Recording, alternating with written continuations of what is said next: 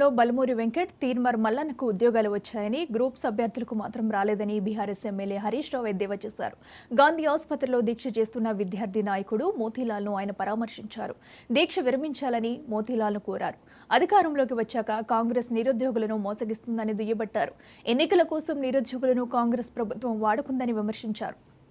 మేమందరం కూడా ఆయనను తమ్ముడు మోతీలాల్ నాయక్ 7 రోజుల నుంచి ఆమరణ నిరాహార దీక్ష చేస్తూ ఉంటే ఈ రాష్ట్ర ప్రభుత్వానికి కనీసం చీమ పుట్టినట్టు కూడా లేకపోవడం చాలా దురదృష్టకరం. మోతీలాల్ నాయక్ను ఈరోజు దీక్ష విరమించాలని బీఆర్ఎస్ పార్టీ పక్షాన మేమందరం కూడా ఆయనను కోరే ప్రయత్నం చేశాం. కానీ మోతీలాల్ నాయక్ మాత్రం ఇది నా ఒక్కరి పోరాటం కాదు, తెలంగాణ రాష్ట్రంలో లక్షలాది మంది నిరుద్యోగుల పక్షాన నేను పోరాటం చేస్తా ఉన్నాను, ఈ ప్రభుత్వం నిర్ణయం తీసుకునేదాకా కూడా దీక్ష విరమించను అని చెప్పి మోతీలాల్ నాయక్ గారు గట్టిగా చెప్పడం జరిగింది. కానీ మేము ఆయనను పదే పదే కన్విన్స్ చేసే ప్రయత్నం చేశాం. అందరం మీ వెంట ఉంటాం, కలిసి పోరాడదాం, ప్రాణం ముఖ్యం, తల్లిదండ్రులు నీకు లేరు, తండ్రి లేడు, తండ్రి లేని పిల్లడు, నీకు అనేక బాధ్యతలు ఉన్నాయి, దీక్ష విరమించాలని చెప్పి మేము చాలా రకాలుగా మోతీలాల్ నాయక్ను కన్విన్స్ చేసే ప్రయత్నం చేశాం. ఈరోజు ఈ ప్రభుత్వం ఎట్లా తయారైందంటే మొద్దు నిద్రపోతా ఉంది.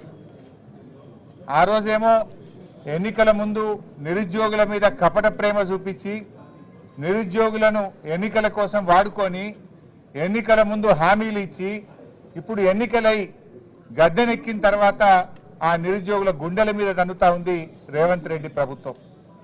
ఓడదాటేదాకా ఓడమల్లప్ప, ఓడదాటినాక బోడమల్లప్ప లెక్క నేటి కాంగ్రెస్ ప్రభుత్వం ఈ పార్టీ యొక్క పరిస్థితి తయారైంది.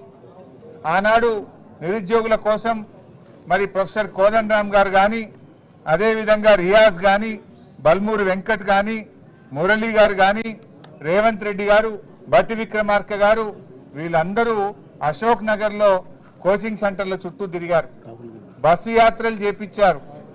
రాహుల్ గాంధీ గారిని కూడా అశోక్ నగర్కి తెచ్చి మాటలు ఇప్పించారు, ప్రామిస్ చేపించారు నిరుద్యోగులకు. మరి ఏమైపోయింది?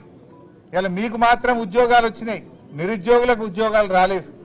రేవంత్ రెడ్డికి ఉద్యోగం వచ్చింది, కోదండరామ్ గారికి ఉద్యోగం వస్తూ ఉన్నది, రియాజ్ గారికి ఉద్యోగం వచ్చింది, వెంకట్కు ఉద్యోగం వచ్చింది, మీకు ఉద్యోగాలు వచ్చినాయి, మల్లన్న గారికి వచ్చింది. కానీ నిరుద్యోగ యువతకు మాత్రం ఉద్యోగాలు రాలేదు. ఎందుకు మీ గొంతులు మూగపోయినాయి అని నేను అడుగుతా ఉన్నా.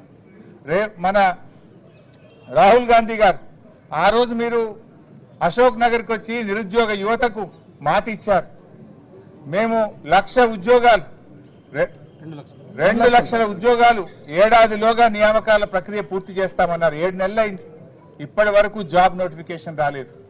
మేము జాబ్ క్యాలెండర్ ఇస్తామని చెప్పారు, 2 లక్షల ఉద్యోగాలు సంవత్సరంలోగా నింపుతామని చెప్పి ఇవాళ 7 నెలలైనా జాబ్ క్యాలెండర్కు అతిగా